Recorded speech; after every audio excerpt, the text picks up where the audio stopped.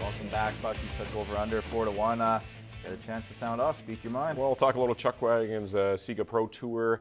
Had an opening weekend in North Battleford 2 weekends ago, and then just this past weekend in Little Pine. Now off to Dewberry for races Friday, Saturday, and Sunday. BJ Carey's been on a tear. 6 day monies, or actually 6 days of racing is 1 day money 4 times, including 2 show wins in North Battleford and Little Pine. But it should be pretty good and catch all the action on the CPC radio network. Now, is he going to make it a three-peat to start the year? Or I he's think looking pretty good. What, he ran a 1:14 yesterday? Yeah, I think there's a few drivers who may have something to say about that this weekend.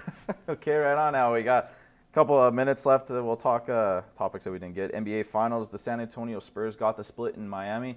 Now the next 3 games are in San Antonio. Now, do they have a great chance to win 3 straight at home and wrap her up there? Or what do you think is going to happen?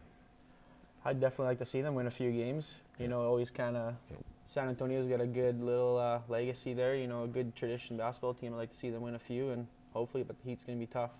Heat's tough, but, you know, I think Heat's kind of like the New York Yankees of the NBA. Yeah. I think everybody roots against them, and I would love to see the Heat lose. For the simple fact, when LeBron came there, he was counting how many championships they were going to win. Not 7. Yeah. How's it working out for you right now? So I like to see the Spurs take it. Now, people don't like seeing LeBron win because of that, but got to give him credit. He's having a great postseason. Now, can he do this by himself, or does he need guys like Bosch and Wade to start stepping up and helping him out? Yeah, I don't think you can do anything yourself at any kind of professional level. You can be a sensational player, but to carry the load yourself, he needs other players to step up. Yeah, absolutely. I mean, it's team sport. Try to be, you know, he needs help just like everybody else, and same as San Antonio side too. Okay, now let's still get one more time for another topic. The Blue Jays, they just took 2 of 3 from the Rangers. Unfortunately, lost last night. But with 99 games remaining, do they have a sniff of making the postseason? If they do, what do they got to do to get there?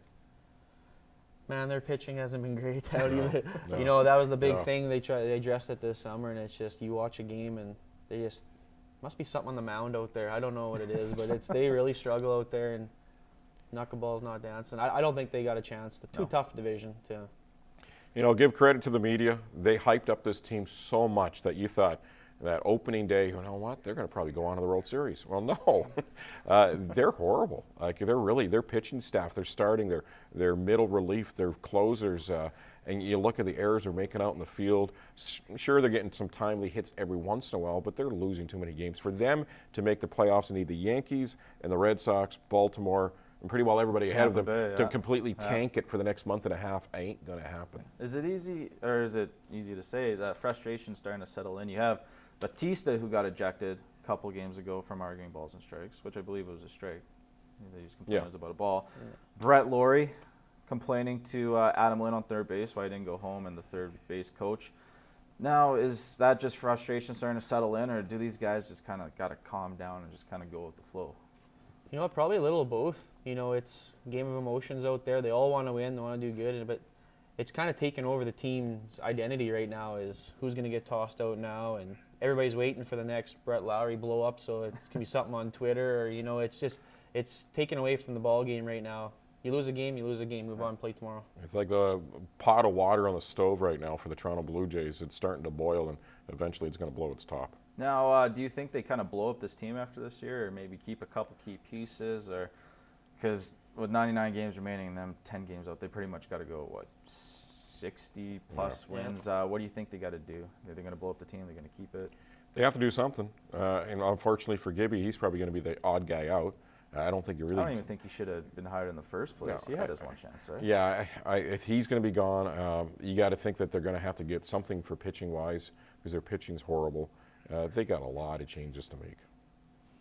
Yeah, for sure. There's definitely going to be changes. I mean, the expectations in Toronto and across Canada for the baseball team was win, win, win, you know, bringing Joe Carter in all the time. Like, you know, they're doing all these World Series things like they got it sealed. Definitely for sure, though, it's like we talked about before. It's like coach is the first to go and then bits and pieces thereafter. So, okay, right on. That's all the time we have this week.